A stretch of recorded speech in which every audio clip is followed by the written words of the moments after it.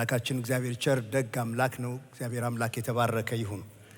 ከዓመቱ መጀመሪያ ደቂቃ ጀምሮ እስከዚህ እስከ ዓመቱ ፍጻሜ ደቂቃ ድረስ ምሕረቱና ቸርነቱን ከኛ ያላጓደለ እግዚአብሔር ቅዱስ ስሙ ይባረክ። እግዚአብሔር የተናገረኝን ቃል ዛሬ ምሽት በአጭር ደቂቃ ውስጥ አቀርብላችኋለሁ። ዝርዝሩን ነገር ግን በዚህ እግዚአብሔርን ቃል በመስማት የምንባረክበትን መንገድ የያዘ ነገር ዝርዝር ነገር እሁድ ዕለት እናገኛለን። ዛሬ ግን ይህንን ዓመት ከመግባታችን በፊት እግዚአብሔር በልቤ ውስጥ ያኖረውን እንዲህ ይላል ብዬ እግዚአብሔር የሚለውን ነገር በውስጥ ያለውን አካፍላችኋለሁ። ሉቃስ ወንጌል ውስጥ ካለ ክፍል ነው ዛሬ የምንመለከተው።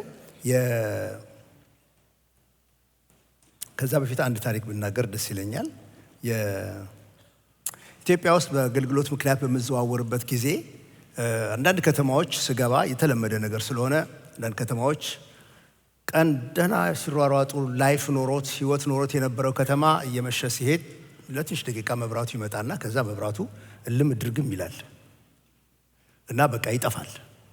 ያ ሁሉ የነበረው ድምፅ፣ ዘፈኑ፣ ጩኸቱ፣ ማናቸውም ነገር በሙሉ ነገር ባለበት ይቆማል፣ ጸጥ ይላል። ሰው ሁሉ በጣም ጸጥ ይላል። እንቅስቃሴው ይቆማል። መኪና ያለበት ከተማ ከሆነ መኪናው ይላል። በቃ ምንም የሚሰማ ነገር የለም። ሁሉ ነገር ጸጥ ይላል። የምታዩት ነገር አንዳንድ ከመንገዱ ዳር ማዶ ያሉ ቤቶች ወይም ደግሞ መጠጥ ቤቶች ሊሆኑ ይችላሉ።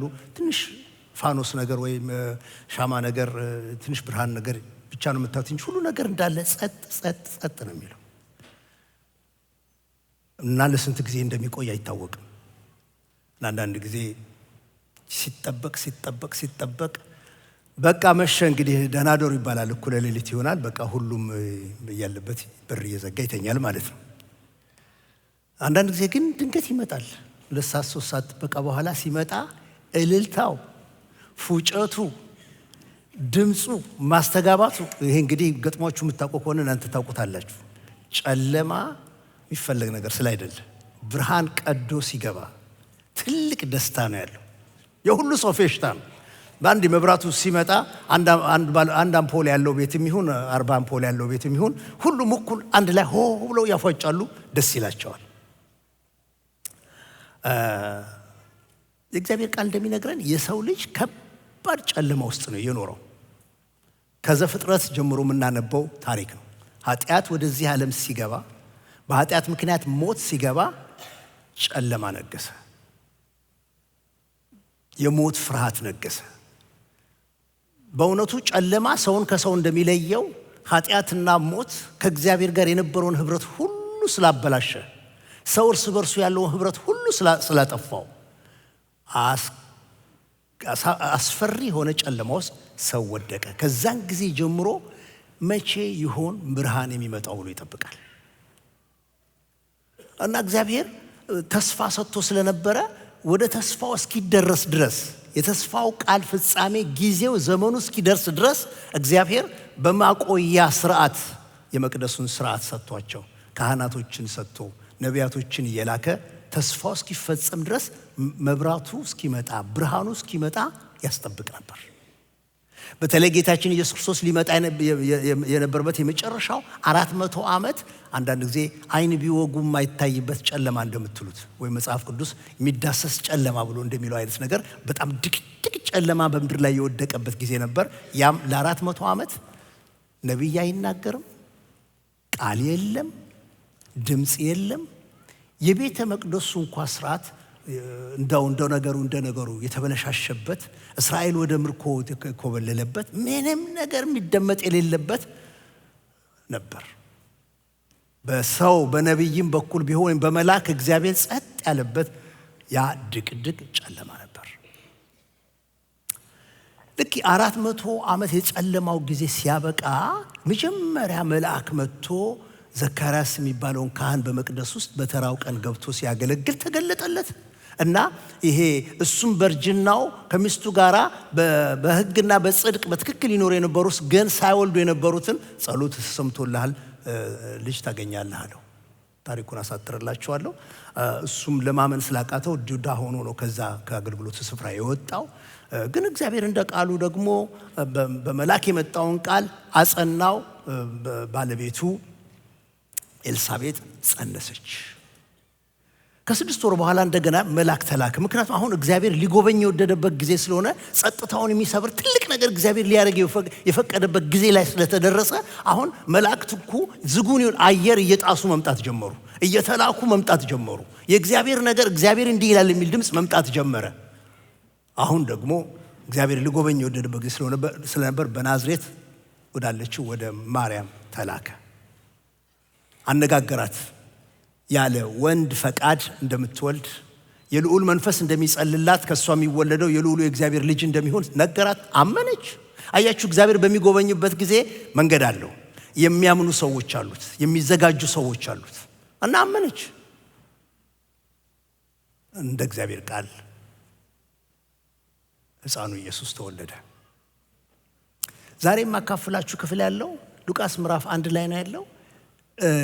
ዮሐንስ በተወለደበት ጊዜ ወደ ቤተ መቅደስ ደርሶ ስም ሲወጣለት አባቱ መንፈስ ቅዱስ ተሞልቶ ዘካርያስ ካህኑ ማለት ነው፣ መጀመሪያ የሰማው ካህን ማለት ነው፣ የተናገረው ነገር አለው። ማርያም መጸነሷን ባወቀች ጊዜ መዝሙር ነው የዘመረችው። ዘካርያስ ግን ልጁ በተወለደ ጊዜ ዮሐንስ በመጣ ጊዜ ትንቢት ነው የተናገረው። ያንን ትንቢት ላንብብላችሁ። እንደዚህ ይላል ሉቃስ ምዕራፍ 1 ቁጥር 67 አባቱ ዘካርያስ መንፈስ ቅዱስ ሞላበትና ትንቢት ተናገረ፣ እንዲህም አለ፣ የእስራኤል ጌታ አምላክ ይባረክ፣ ጎብኝቶ ለሕዝቡ ቤዛ አድርጓልና ከጥንት ጀምሮ በነበሩት በቅዱሳን ነቢያት አፍ እንደተናገረ በብላቴናው በዳዊት ቤት የመዳን ቀንድን አስነስቶልናል። ማዳኑም ከወደረኞቻችንና ከሚጠሉን ሁሉ እጅ ነው። እንደዚህ ለአባቶቻችን ምሕረት አደረገ፣ ለአባታችን ለአብርሃም የማለውን መሐላውን ቅዱሱን ኪዳን አሰበ። በእርሱም ከጠላቶቻችን እጅ ድነን በዘመናችን ሁሉ ያለ ፍርሃት በቅድስናና በጽድቅ በፊቱ እንድናገለግለው ሰጠን። መንፈስ ቅዱስ ተሞልቶ ትንቢት የሚናገረው እግዚአብሔር የእስራኤል አምላክ ይባረክ፣ እግዚአብሔር እኛ የምንድንበትን እንዲህ ያለውን ነገር አድርጎልናል ብሎ ከጠላቶቻቸው እጅ እንዴት እንደሚታደጋቸው ድነው ደግሞ በዘመናቸው ሁሉ ያለ ፍርሃት በቅድስና እንዲያገለግሉት እንደተሰጣቸው ይናገርና አንተ ደግሞ ሕፃን ብሎ ወደ ሕፃኑ ወደ ዮሐንስ ዘወር ይላል። ደግሞ አንተ ሕፃን ሆይ የልዑል ነቢይ ትባላለህ፣ መንገዱን ልትጠርግ በጌታ ፊት ትሄዳለህና እንደዚህም የኃጢአታቸውን ስርየት የሆነውን የመዳንን ዕውቀት ለሕዝብ ትሰጣለህ። ለመጥምቁ ዮሐንስ ነው፣ ለሕፃኑ ለተወለደው ዘካርያስ ለልጁ በመንፈስ ቅዱስ ትንቢት እየተናገረለት ነው። አንተ ሕፃን ሆይ እንደዚህ ትሆናለህ ይለዋል። ከዛ በኋላ ግን ይህም ከላይ የመጣ ብርሃን በጎበኘበት በአምላካችን ምሕረትና ርኅራኄ ምክንያት ነው። ብርሃኑም በጨለማና በሞት ጥላ ተቀምጠው ላሉት ያበራል፣ እግሮቻችንንም በሰላም መንገድ ያቀናል።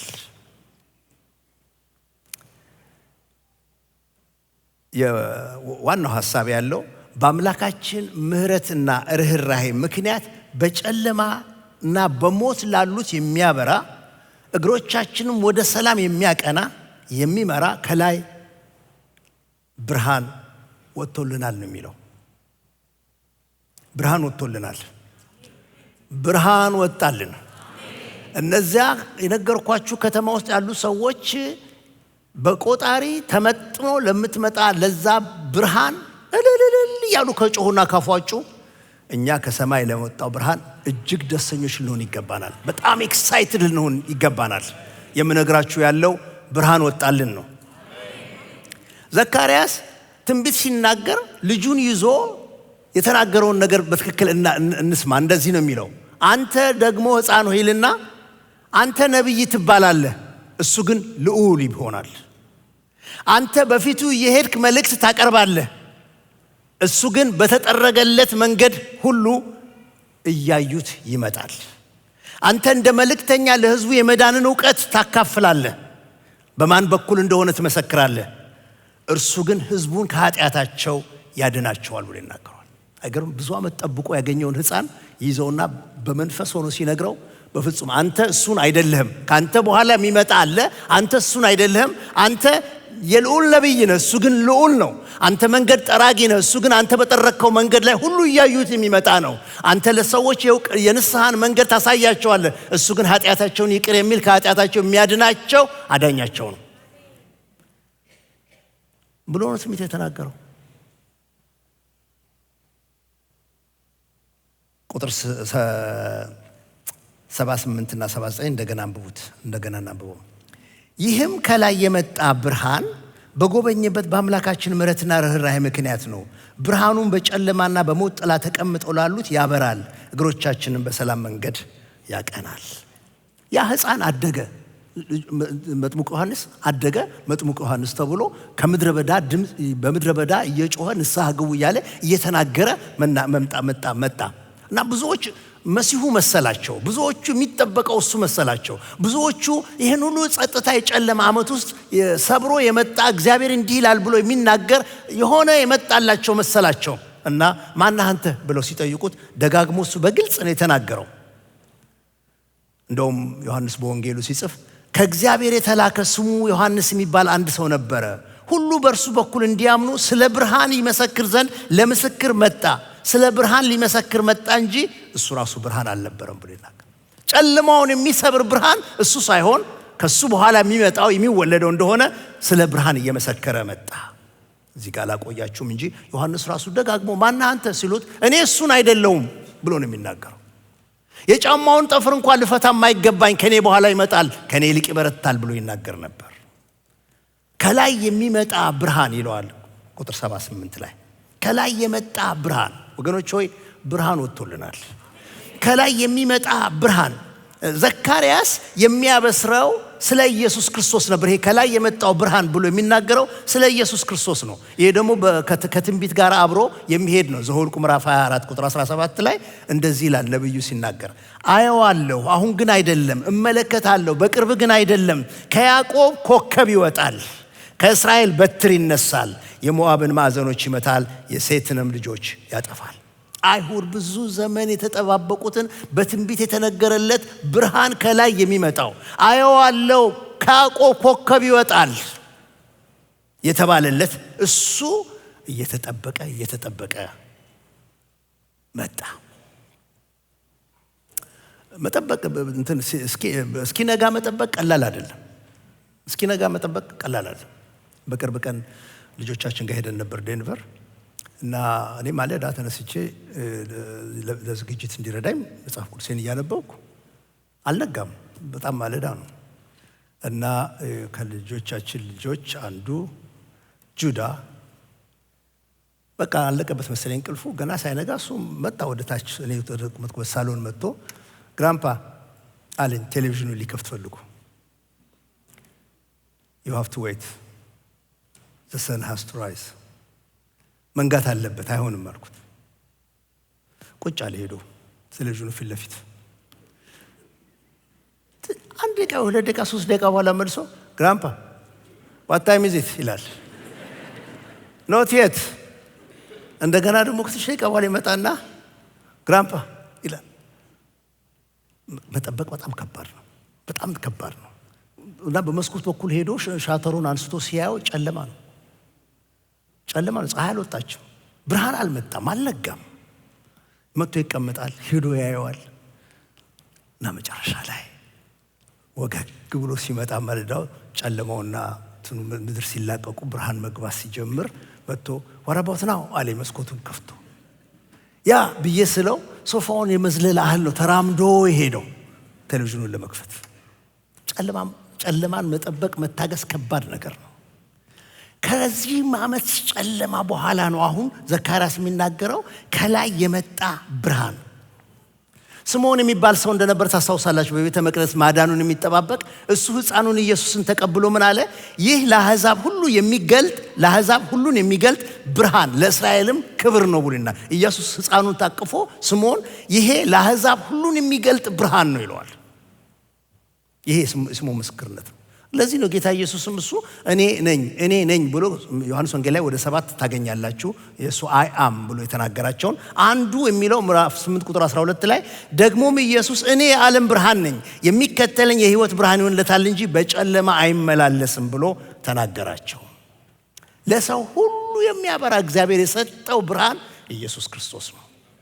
እግዚአብሔር ወደ ዓለም የላከው እውነተኛ ብርሃን ኢየሱስ ክርስቶስ ነው። ጨለማ ወገኖች ሆይ ከእግዚአብሔር ተለይቶ መኖር ነው። ጨለማ በኃጢአትና በሞት ጥላ ውስጥ በፍርሃት ማደር ማለት ነው። ከዚያ ጨለማ ያወጣን አምላክ ስሙ የተባረከ ይሁን። ሁለተኛ ቆሮንቶስ ምዕራፍ 4 ቁጥር 6 ላይ እንደሚናገር በክርስቶስ ፊት እግዚአብሔር የክብሩን ዕውቀት ብርሃን ይሰጠን ዘንድ በጨለማ ብርሃን ይብራ ያለው እግዚአብሔር ብርሃኑ በልባችን አብርቷል ብሎ ይናገራል። አያችሁ፣ እግዚአብሔር ብርሃን ይብራ ያለው ሰማይና ምድርን ሲፈጥር ያኔ ብቻ ሳይሆን በእያንዳንዳችን ልብ በወንጌል ብርሃኑ እንዲሆን ጨለማው እንዲገፈፍ በልባችን በጨለማ ብርሃን ይብራ ብሎ እግዚአብሔር አዘዘ። ስሙ የተባረከ ይሁን። ያን ከሚያህል ድቅድቅ ጨለማ እግዚአብሔር አወጣን። ጨለማ የምናልፍባቸው አስጨናቂ ሁኔታዎችን ያመለክታል። አንዳንድ ጊዜ በህይወታችን ውስጥ በብዙ ነገር ውስጥ ስናልፍ የጨለማ ኃይል ከባድ ነው የሚሆንብን። እያንዳንዱ ሌሊት እንደሚረዝም እየረዘመብን ነው የምንቀመጠው። ወገኖች ሆይ እንደዚህም እንኳ ባለ ሁኔታ ውስጥ ሳለን እግዚአብሔር ያዘዘው ከላይ የወጣ ብርሃን አለ። ስሙ የተባረከ ይሁን።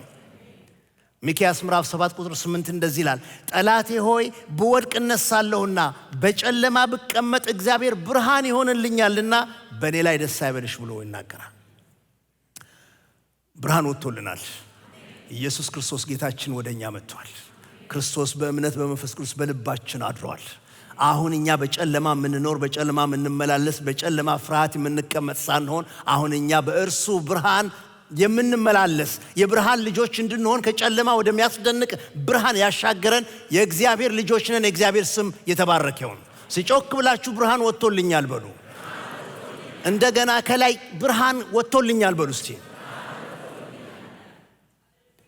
ይሄ በደንብ እንዲረዳን ያስፈልጋል። ከፊታችን ያለውን ዓመት በብዙ ድል መውጣት መሻገር ከፈለግን ደቀ መዛሙርቱ አላገኙትም። እንትኑ ኢየሱስ ክርስቶስ 3 ዓመት ተኩል ሲያስተምራቸው ታምር ሲያደርግ they couldn't even come closer ሊረዱት አልቻሉም እና ይጠፋባቸዋል። አልጨበጡትም። አንድ ቀን ምን አደረገ? ወደ መገለጥ ተራራ ወሰዳቸው። ማርቆስ 9 ላይ ታገኙታላችሁ። ወደ መገለጥ ተራራ ወስዷቸው በዚያ ልብሱ ነጭ ሆነ፣ በፊታቸው ተለወጠባቸው። የት እንዳሉ እስከሚጠፋባቸው ድረስ ደመና ጠቅልላ ወርሳው ከደመና ውስጥ ድምጽ እየሰሙ የማያውቁት ነገር ውስጥ ገቡ። ያብራልን። የብርሃኑን ልክ እንድናውቅ እግዚአብሔር የልቦናዎቻችን አይኖች ይክፈትልን። ብርሃን ወጥቷል ወገኖች። ይሄንን ልንለማመደው፣ ልናውቀው፣ ልንረዳው የሚገባ እውነት ሊሆን ይገባል። ጨለማ ስለከበበን ብርሃን አይጠፋም። በሁኔታዎቻችን ውስጥ ስላለን ብርሃን አይሸሽም። የሚሸሸው ጨለማው ነው። ጌታ ያበራል፣ ጨለማም አላሸነፈውም ተብሎ ነው የተጻፈው። ለዚህ ነው ራእይ ምዕራፍ 22 ላይ ጌታ ኢየሱስ ሲናገር ፊቱ እንደ ፀሐይ የሚያበራው ኢየሱስ በራእይ መጽሐፍ ውስጥ የንጋት ኮከብ እኔ ነኝ ያለው። የንጋት ኮከብ እኔ ነኝ ያለው።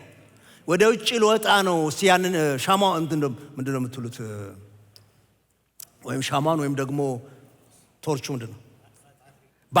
ባትሪውን ያንን ባትሪውን አቀብኝ እንላለን። ወደ ውጭ ልወጣ ነው፣ ባትሪውን አቀብኝ ብለና ባትሪ ይዘን እንወጣለን። ወገኖች ሆይ 2026 ከመግባታችሁ በፊት ባትሪውን ያዙ። ኢየሱስ ብርሃን ነው። ብርሃን ወጥቶልናል። በጨለማ ፍርሃት አንቀመጥም ወገኖች ሆይ። ጨለማ ውስጥ ሆኖ የምትሰሙት ድምፅ አያስፈሯችሁ። እነዚያን ሁሉ ሊያሸሽ የሚችል ብርሃን ወጥቶልናል። ጌታ አምላክ የተመሰገነ ይሁን። እንደገና እናንብበው ክፍሉን። ዘካርያስ ለሕፃኑ አንተ ሕፃን ሆይ የልዑል ነቢይ ትባላለህ፣ መንገዱን ልትጠርግ በጌታ ፊት ትሄዳለህ፣ እንደዚህም ያጣቸው ሥርዓት የሆነውን የመዳን ዕውቀት ለሕዝቡ ትሰጣለህ ካለው በኋላ ስለ ኢየሱስ ሲናገር ይህም ከላይ የመጣ ብርሃን በጎበኘበት በአምላካችን ምሕረትና ርኅራኄ ምክንያት ነው ብሎ ይናገራል። ይሄ ብርሃን የመጣው በእግዚአብሔር ምክንያት ነው፣ በርኅራኄው ምክንያት ነው፣ በምህረቱ ምክንያት ነው ብሎ ይናገራል። ወገኖች ሆይ ይህ ብርሃን ከላይ የመጣው ከሰው ከምድር ሳይሆን የተገኘው ከሰማይ ነው። እግዚአብሔር ሊጎበኝ በወደደበት ጊዜ የላከው ብርሃን ነው። አንዳንድ ጊዜ ይህን የእግዚአብሔርን ብርሃን ለማግኘትና በዚህ ብርሃን ውስጥ ለመመላለስ እኛ ልናዋጣ የምንፈልገው ነገር ወይም እኛ የምንጨምርበት ነገር ጋር እንሞክራለን። ወገኖች ሆይ የሰው እጅ የሌለበት እንደ መዝሙራችን ሰው የማያዋጣበት እግዚአብሔር በምህረቱ በርህራሄው ከላይ የላከው ብርሃን በእኛ ዘንድ አለ። ስሙ የተባረከ ይሁን። ከላይ የሚመጣ ብርሃን ከእግዚአብሔር ምህረት ከእግዚአብሔር ርህራሄ የሚነሳ ብርሃን ወደኛ መጥቷል። የእግዚአብሔር ስም ብሩክ ይሁን። አንድ ጊዜ ሁለት ሰዎች ተጣሉ። የሆነ ታሪክ ነው የምነግራችሁ። አንዱን ፈጽሞ ይቅርታ ማድረግ እስከማይችል ድረስ ተጣሉ። ለምን ተጣለ? ምን አረገ አልኩት። ልጁ ምን አረገ? መሀይም ብሎ ሰደበኝ። ታዲያ ምን ችግር አለ? አይለጠፍብህ። በቃ እርሳው። ሂድ አንተ ወደ ስራ ወደ ኑሮህ ግባ። ለምን ጦርነት ውስጥ ትገባለህ? ለምን ትጣላለህ? ምን ማለት ነው መሀይም ማለት ታውቃለህ አለኝ። ምን ማለት ነው መሀይም ማለት? ያኔ የደርግ መፈክር ነበር። መሀይምነት የጨለማ መጋረጃ ነው ይላል። እንደሱ ተርጉሞት ነው እሱ የጨለማ መጋረጃ አለኝ ብሎ ነው የሚናገረው። ብራዘር ይሄኛ አይነቱን የጨለማ መጋረጃ ፊደል ሀሁ ቆጥረህ ትላቀቀዋለህ። ያኛው አይነት ጨለማ በኃጢአት የመጣው ጨለማ ከእግዚአብሔር በመለየት የወረደው የሞት ጨለማ፣ ያንን ጨለማ ግን በመማር አታስወግደውም፣ በገንዘብ አታስወግደውም፣ በክብርና በዝና አታስወግደውም። እንዲህ አይነቱን ጨለማ ማላቀቅ የሚችል ብርሃን ከሰማይ የሚመጣው ነው። እግዚአብሔር የላከው ብቻ ነው። ይሄን አይነት ብርሃን ግን ከእግዚአብሔር ርህራሄና ምህረት የተነሳ የመጣ ነው። እግዚአብሔር አምላክ የተመሰገነው።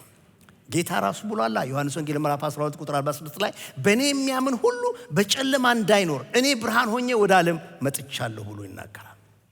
በእኔ የሚያምን በጨለማ እንዳይመላለስ እኔ ብርሃን ሆኜ መጥቻለሁ። ብርሃን ወጥቶልናል።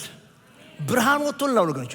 የሃይማኖት ትምህርት አይደለም እያስተማርኳችሁ ያላችሁ፣ ለህይወት የሚሆናችሁ ዛሬ ነገን ከነጎዳን አመቱ እስኪያልቅ ድረስ እስከ ወዳኛው ልትኖሩ የምትችሉበትን ብርሃን ነው እየሰበኩት ያለሁት፣ እየተናገርኩ ያለሁት ስለዚህ ብርሃን ነው። እርሱ ምን አለ? በእኔ የሚያምን ሁሉ በጨለማ እንዳይኖር እኔ ብርሃን ሆኜ ወደ ዓለም መጥቻለሁ። ዮሐንስ ወንጌል ምዕራፍ 9 ላይ ሲወለድ ጀምሮ ዕውር የነበረ ሰው ታሪክ ታገኛላችሁ። ጌታ አገኘውና አይን ሰጠው። ሰውየው እንደውም የታመመ አይን ሳይሆን የነበረው ሲፈጠርም አልነበረውም፣ ሶኬቱ ብቻ ነው የነበረው። ጭቃ አድርጎ ፈጣሪ ሰራተኛው ኢየሱስ ኳስ የሚያዩ አይኖች ገጠመለት። ሰውየው ልክ አይኑ ሲከፈትለት ግዑዙን ዓለም ፍጥረታዊ ዓለሙን አየ። ሰው ከቦታል፣ ሰዎች ተደንቀዋል፣ ሲጠጋቸው መንገድ ይለቁለታል። እየተገረመ በፊትም ማቃቸውን ወላጆቹን ሁሉ ማየት ጀመረ። በቃ እኔ ነኝ እናትህ፣ እኔ በድምጽ ነው የሚያውቃት፣ በድምጽ ነው አባቱን የሚያውቀው። ይህንን ዓለም ኢንተራክት ማድረግ ጀመረ በተከፈተለት አይን። የሚገርመው ግን እውነተኛውን ብርሃን አላወቀውም። ማን ነው አይኖችን የዳሰሰ ብሎ ሲጠይቁት እኔ እንጃ አለ። በኋላ ጠይቆ ነብይ ነው አለ። በኋላ ቆይቶ እንዲህ እያለ ትንሽ ፈቅ እያለ የእግዚአብሔር ልጅ ኢየሱስ ክርስቶስ የሚለው ጋር መድረስ አልቻለም። በኋላ ራሱ ጌታ ፈለገ እናገኘው። በእግዚአብሔር ልጅ ታምናለህ ብሎ ጠየቀው። ቀጥታ እንዳውቀው ማን ነው እሱ ብሎ መለሰለት። ጌታም የማናገር እሱ እኔ ነኝ አለው። አያችሁ፣ ካየን እግዚአብሔር ልጁን ያሳየን፣ እውነተኛውን ብርሃን እንድናይ ያድርገን። የልቦናችንን አይኖች እግዚአብሔር ያብራልን። በዚህኛው አይን ለዘላለም አንኖርም። ለዘላለም የምንኖርበት ብርሃን ያለው ከላይ የሚመጣው እሱን ማየት ስንችል ነው። እሱ ግን በእግዚአብሔር ርህራሄ የሚመጣ ነገር ነው። እግዚአብሔር ሲጎበኝ የሚሆን ነገር ነው። ልባችሁን ላነሳሳ ፈልጋለሁ። እግዚአብሔር በሚጎበኝበት በዚህ ጊዜ ነው ወገኖች ሆይ ብርሃን ወጣልን ብለን መቆም ያለብን። የእግዚአብሔር የጉብኝት ጊዜ ነው። እግዚአብሔር ሲራራ ምሕረት ሲያደርግ ብቻ የሚገኝ ምሕረት ብርሃን ነው። በቃ ኢየሱስ ክርስቶስን የላከው ልጁ እኛን ስለወደደን ስለራራልን ነው አባት ልጁን የላከልን። ምንድነው የሚለው ቃሉ? የሚለው ከላይ የመጣ ብርሃን በጎበኘበት በአምላካችን ምሕረትና ርህራሄ ምክንያት ይላል። በእግዚአብሔር ምሕረትና ርህራሄ ምክንያት ነው በሚቀጥለው ዓመት የምትራመዱበትን ብርሃን ኢየሱስ ክርስቶስን በእርሱ ያለውን መንገድ በብርሃን መመላለስን ከእሱ ጋር መውጣት መግባትን ያንን የምናገኘው ወገኖች እኛ በምናደርገው ነገር ሳይሆን እሱ ባደረገልን ነገር የምናገኘው ነው። ምክንያቱም ምሕረትና ርህራሄ ይላል። ይሄ ምሕረትና ርህራሄው ማለት ወደ አማርኛ ሲተረጎም ስለሚቸግራቸው ነው። ሌላው ቋንቋ ባወልስ ኦፍ መርሲ የሚንሰፈሰፍ አንጀት፣ የሚራራ አንጀት እንደማለት ነው። ኮምፓሽኑን የሚያሳይ ነገር ነው። ልክ ያዕቆብ ምዕራፍ 5 ቁጥር 11 ላይ እንዳለው በትዕግስት የጸኑትን የተባረኩ አድርገን እንደምንቆጥር ታውቃላችሁ። ኢዮብ እንዴት ታግሶ እንደጸና ሰምታችኋል። ጌታን በመጨረሻ ያደረገለትን አይታችኋል። ጌታ እጅግ ሩህሩህና መሐሪ ነው። ጌታ እጅግ ምንድነው የሚለው? ሩህሩህና መሐሪ ነው። እሱ ማለት ጌታ የሚንሰፈሰፍ የሚራራ አንጀት አለው ማለት ነው።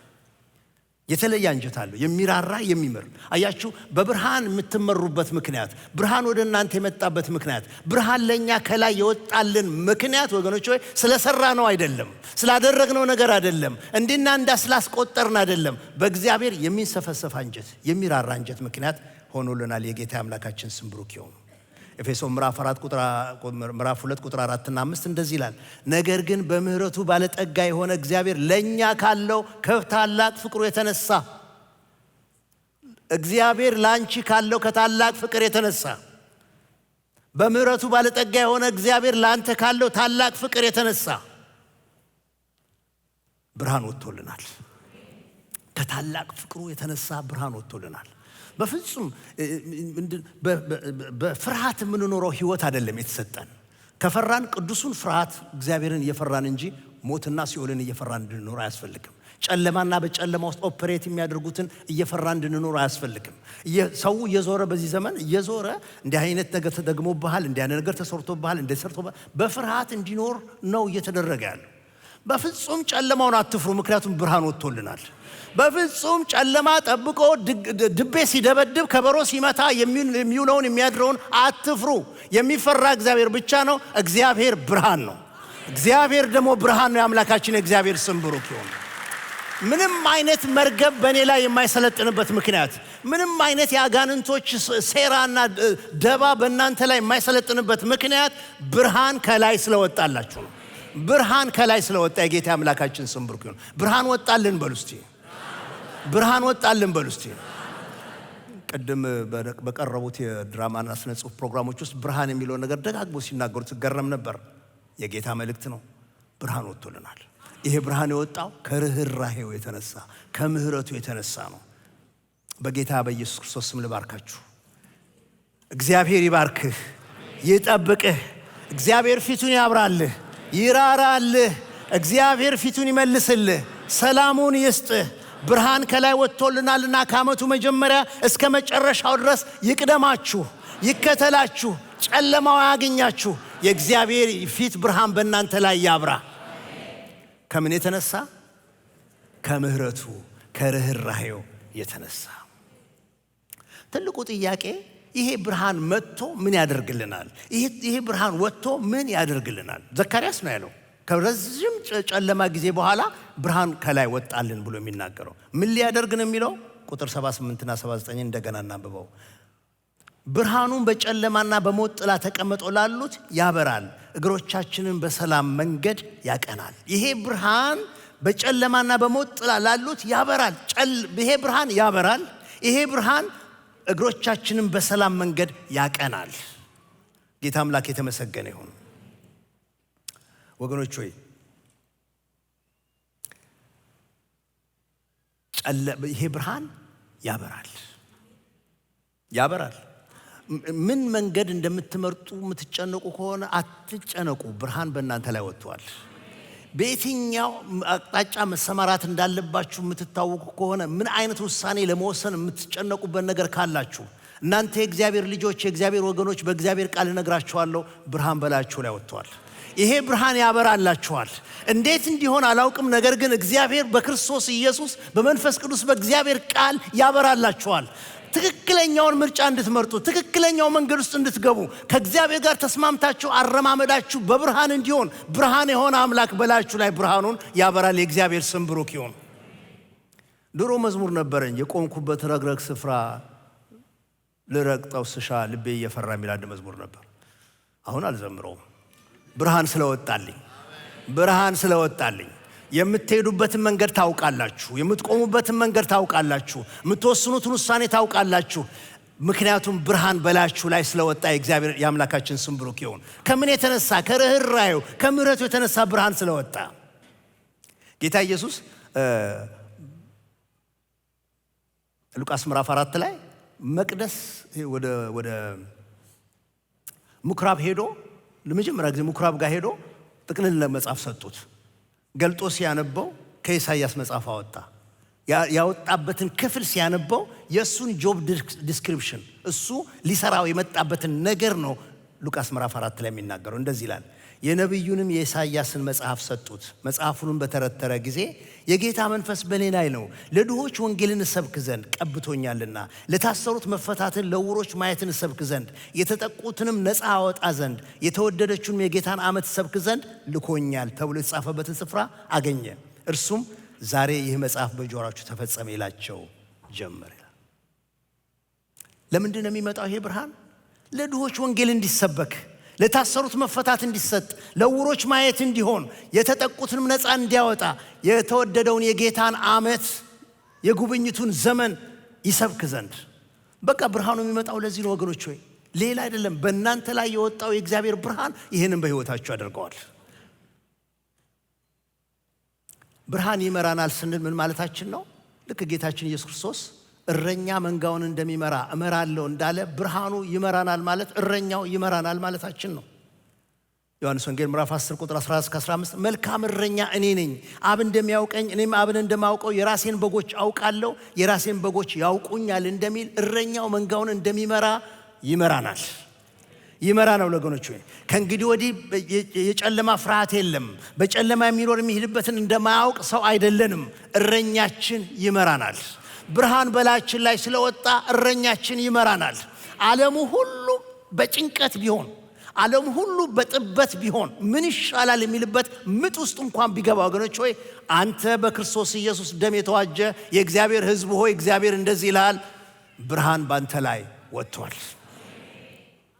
እግሮቻችንን በሰላም መንገድ ያቀናል ብሎ ይናገራል።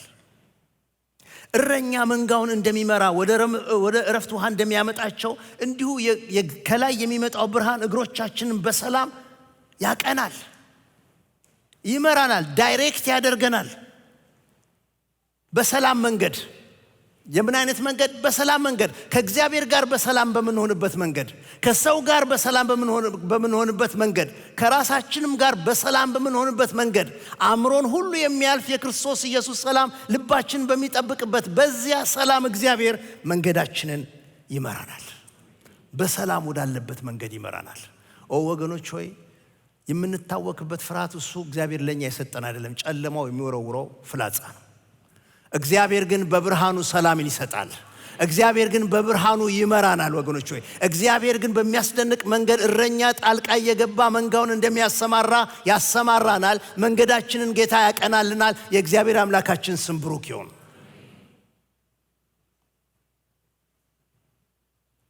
በቃ መንገድ የምንስት ሲመስል የሚመልስ የእግዚአብሔር ብርሃን፣ ከመንገድ የወጣን ሲመስል የሚመልስ የእግዚአብሔር ብርሃን፣ ከርህራሄው ከምሕረቱ የተነሳ እግዚአብሔር በእኛ ላይ ካወጣው ብርሃን የተነሳ እንወጣለን። ይሄንን ገንዘባችን እንዴት ነው የምናደርገው? እሱን እሁድ መነጋገር እንችላለን። ግን ወገኖች ሆይ፣ እግዚአብሔር ግን በእናንተ ላይ ብርሃንን አውጥቷል። ብዙ ዓመት በድካም ኖረን ሊሆን ይችላል። ብዙ ዓመት በትግል በጦርነት በሙከራ እየወደቅን እየተነሳን ቆይተን ሊሆን ይችላል። ይህንን ግን በእግዚአብሔር ቃል እነግራችኋለሁ፣ ከላይ የሚመጣ ብርሃን ወጥቶልናል። ከዘማሪው ጋር መስማማት እንችላለን። እግዚአብሔር ብርሃኔና መድኃኒቴ ነው፣ የሚያስፈራኝ ማን ነው? እግዚአብሔር የሕይወቴ መታመኛዋ ነው፣ የሚያስደነግጠኝ ማን ነው ማለት እንችላለን። ምክንያቱም ብርሃን በእኛ ላይ ስለወጣ፣ ከእግዚአብሔር ርኅራኄና ምሕረት የተነሳ ብርሃን በላያችን ላይ ስለወጣ፣ የእግዚአብሔር ብርሃን ስለወጣ ስፔሻል በሆነ መንገድ በእግዚአብሔር ስፔሻል ፌቨር ለእናንተ የእግዚአብሔር ብርሃን የወጣበት ጊዜ ስለሆነ እግዚአብሔር ብርሃኔና መድኃኒቴ ነው፣ የሚያስፈራኝ ማለት ማን ነው ማለት እንችላለን። ጮኸዋል፣ አትፍራ፣ ብርሃን ወጥቶልሃል። ዝተዋል፣ አትፍራ፣ ብርሃን ወጥቶልሃል። መላ የለውም፣ አትፍራ፣ መውጫ መንገድ ያለው ብርሃን ካባንተ ላይ ወጥቷል። ሌሊቱን ወደ ንጋት መቀየር የሚችል በውሆች ላይ መንገድ ያለው እግዚአብሔር፣ በእሳት መካከል ማለፊያ ያለው እግዚአብሔር፣ የብርሃን አምላክ በአንተ ላይ ፊቱን አብርቷል። ብርሃን ወጥቶልሃል። ለጻድቃን ብርሃን ሐሴትም ልባቸው ለቀና ወጣ ይላል መዝሙር 97 ቁጥር 11 ብርሃን ወጥቷል። ብርሃን ወጥቷል። እኔ ባለፈው ዓመት ወይም ከዚያ በፊት በነበረው ያልተሳኩ ነገሮች ይሄን የምስራች አልለውጠውም። ይህ ዛሬ ማታ የምነግራችሁ የእግዚአብሔር ቃል የምስራች ነው። ብርሃን ወጥቶልናል። ብርሃን ወጥቶልናል። ይህም ብርሃን ከእግዚአብሔር ምሕረት፣ ከእግዚአብሔር ርኅራኄ፣ ከእግዚአብሔር በጎነት የተነሳ የመጣ ብርሃን ነው። ይህም ብርሃን ደግሞ ይመራናል። ይህም ብርሃን መንገድ ያቀናልናል። ይህም ብርሃን መሳካትን፣ መከናወንን ይሰጠናል። የእግዚአብሔር አምላካችን ስም ብሩክ ይሁን። ብርሃን ወጣልን። ጮክ ብላችሁ ድገሙት እስቲ። ጮክ ብላችሁ በሉት። ብርሃን ወጣልን። ሲከቧችሁ ይሄንን ማለት ትችላላችሁ። ብርሃን ወጣልኝ። መጥፎ ዜና ስትሰሙ እናንተን መናገር ትችላላችሁ። ብርሃን ወጣልኝ ማለት ትችላላችሁ። ሁሉንም መቋቋም የሚችል የእግዚአብሔር ብርሃን በፊታችሁ ወጥቷል። ሁሉንም ማሸነፍ የሚችል የእግዚአብሔር ብርሃን በፊታችሁ ሄዷል። የእግዚአብሔር አምላካችን ስም ብሩክ ይሁን። አታልፋትም ሲላችሁ ብርሃኑ በፊታችሁ ስላለፈ፣ ብርሃኑ ከፊታችሁ ስለሄደ ትሻገራላችሁ። ከፊታቸው ደመና አምድ ደግሞ ሌሊት የሚያበራ ብርሃን በላቸው ላይ ነበረ። የእሳት አምድ ነበራቸው። እሱ እስከተንቀሳቀሰ ድረስ እስራኤልን ወደ ኋላ የሚጎትተው አልነበረም። ብርሃኑ በሄደበት ቦታ እነሱ ይሄዱ ነበር። እስኪሻገሩ ብርሃኑ ይቀድማቸው ነበር። ወገኖች ሆይ የእግዚአብሔር ብርሃን ቀድሟችሁ ይሻገራል። በእናንተ ላይ የወጣው የእግዚአብሔር ብርሃን ያሻግራችኋል። የእግዚአብሔር ስም ብሩክ ይሁን። ብርሃን ወጥቶልኛል በሉ። ከላይ ብርሃን ወጥቶልኛል በሉ። ከላይ ብርሃን ወጥቶልኛል በሉ። እንጸልያለን። እግዚአብሔር ሆይ የተቀደሰ ስምህ ይባረክ። ከላይ ብርሃን ወጥቶልናል፣ እናመሰግንሃለን። ጨለማ አቅም ስለሌለው እናመሰግንሃለን። ብርሃን ስላሸነፈ እናመሰግንሃለን። ዘላለም አምላክ እግዚአብሔር ሆይ በእያንዳንዳችን ላይ ጌታ እግዚአብሔር ብርሃን ይሁን ብለህ በክርስቶስ ኢየሱስ በኩል ብርሃን ያወጣህልን አምላክ ስምህ የተባረከ ይሁን። እባክህ ይህንን ብርሃን አቅሙን፣ ጉልበቱን፣ ብርታቱን፣ ጥበቡን፣ ችሎታውን፣ አደራረጉን፣ መንገዱን እንድናውቅ ጌታ ሆይ የልቦናዎቻችን አይኖች አብራ። ሐሴት የምናደርግበት ባንተ በእግዚአብሔር ብርሃን በሆንከው በአምላካችን ሐሴት የምናደርግበት መንፈስ ይምጣልን። እግዚአብሔር አምላኬ ጨለማዬን ያበራል ተብሎ እንደተጻፈ ጨለማችንን በምታበራ ባንተ በእግዚአብሔር ሐሴት የምናደርግበት መንፈስ በዚህ ጉባኤ ላይ ይውረድ። ብርሃን ወጣልኝ ብለን የምንመላለስበት ደስታ ያገኘን እግዚአብሔር ሆይ ተባረክ። ከትልቅ ምሕረትና ርኅራኄ የተነሳ ይህን ብርሃን አውጥተሃል። በእኛ ላይ እናመሰግናለን። ብርሃን በራ ለዘላለም እስከ ዘላለም ተባረክ። ከፍ ከፍ በል። እንወድሃለን፣ እናመልክሃለን፣ ከፍ እናደርግሃለን። አንተ የኛ ብርሃን፣ አንተ የኛ ኮከብ፣ የንጋት ኮከባችን ኢየሱስ አንተ ጌታ ሆይ ብርሃናችን ነህ። ለዘላለም እስከ ዘላለም ተባረክ። ልባችን አይፈራም፣ ውስጣችን አይደነግጥም።